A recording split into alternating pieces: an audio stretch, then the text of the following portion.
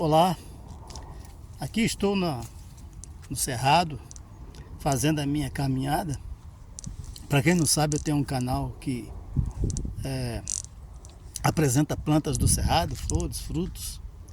E eu estou aqui dentro do Cerrado, mas vinha meditando sobre a palavra de Deus. E resolvi parar para entregar para você aquilo que estava meditando hoje pela manhã. Na Epístola de João, capítulo 1, versículo 9, diz que se confessarmos os nossos pecados, Ele é fiel e justo para nos perdoar os pecados e nos purificar de toda a injustiça.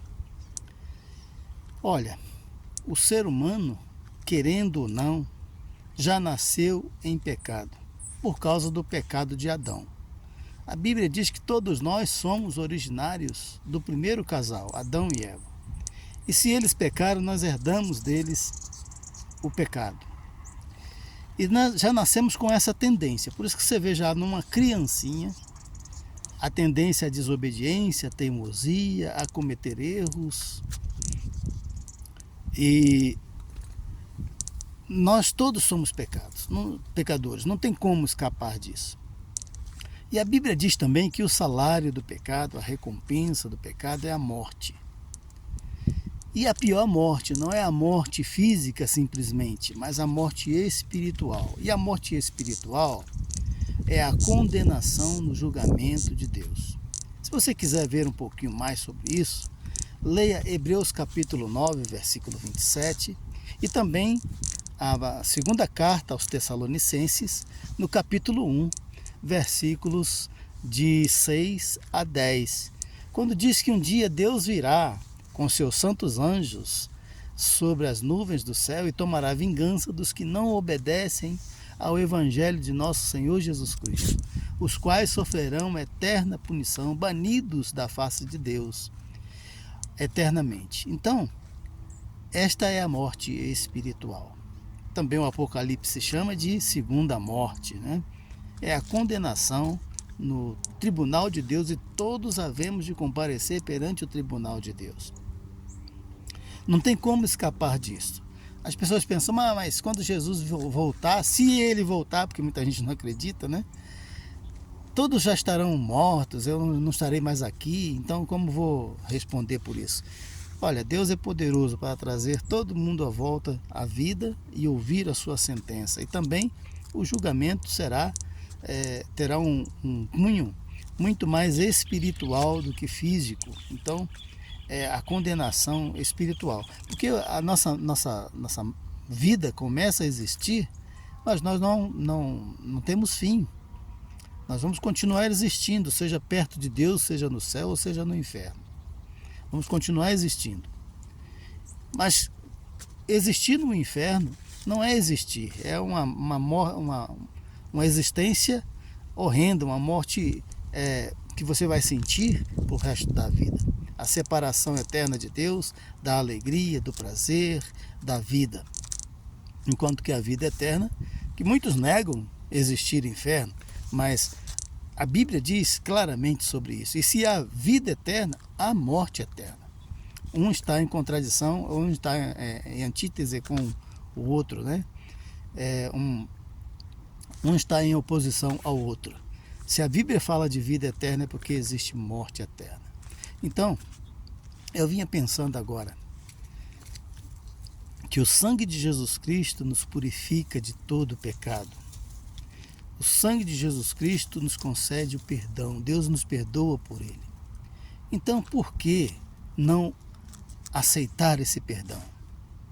Então, por que não buscar esse recurso que Deus coloca à nossa disposição?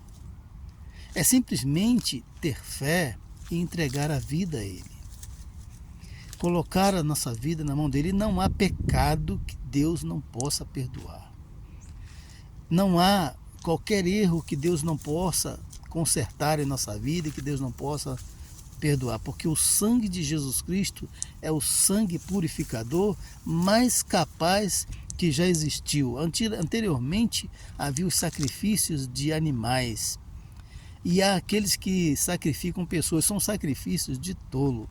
Porque o que Deus exige era o sacrifício de um santo, puro, imaculado pelos pecadores. E só Jesus ofereceu isso.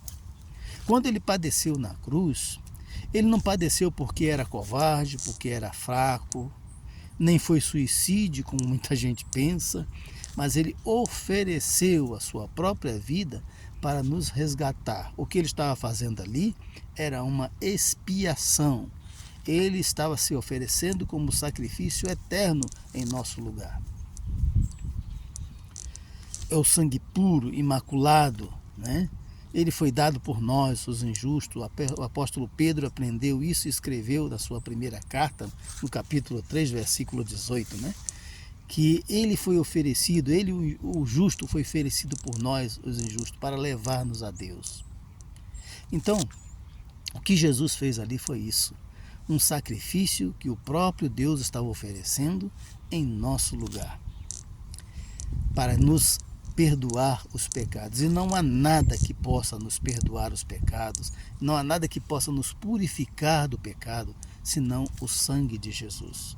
Sacrifícios, boas obras, por mais que sejam boas, não salvam, porque se pudéssemos ser salvos por recursos próprios, Deus não precisaria enviar seu Filho ao mundo. Ele simplesmente mandaria que nós fizéssemos boas obras, que nós fôssemos bonzinhos, mas o próprio Jesus disse que não há ninguém bom a não ser Deus, né? Não há ninguém bom. Quando o jovem rico se aproximou dele e disse: bom mestre, que hei de fazer para herdar a vida eterna? Jesus disse: por que me chamas bom? Ninguém é bom senão a Deus. Então, o ser humano é mau. Na verdade, a Bíblia diz isso: o ser humano é mau, né? Até o Luiz Gonzaga sabe disso, né? Que o jumento era bom, mas o homem é mau. Olha, o ser humano precisa de Jesus. O que pode nos purificar, a única coisa que pode nos purificar é o sangue precioso de Jesus. Não tem água sanitária, não tem nenhum material de limpeza que possa nos purificar do pecado. Não há boas obras, não há cumprimento de ritos religiosos, não há sacrifício nenhum que possa nos purificar, que possa nos tornar aceito diante de Deus. Só o sangue de Jesus, só Jesus Cristo. Por isso que diz lá: se confessarmos a Ele os nossos pecados, Ele é fiel e justo para nos perdoar os pecados e nos purificar de toda a injustiça. Disse: de toda a injustiça. Então, por que continuar debaixo do pecado? Não há desculpa. Na verdade, a Bíblia também diz isso, que os homens são inexcusáveis, mesmo que não houvesse isso, né? Apenas observando a natureza, aqui eu estou dentro da natureza e eu observo isso. Apenas observando a natureza dá para a gente conhecer Deus e saber que Ele existe e que Ele é bom para nós. Então, não há desculpa para nenhum ser humano continuar no pecado, padecer debaixo do pecado. Ele é a única coisa, o único recurso de Deus para a nossa salvação. Você precisa aceitar isso. Que Deus abençoe a sua vida. Em nome de Jesus. Amém.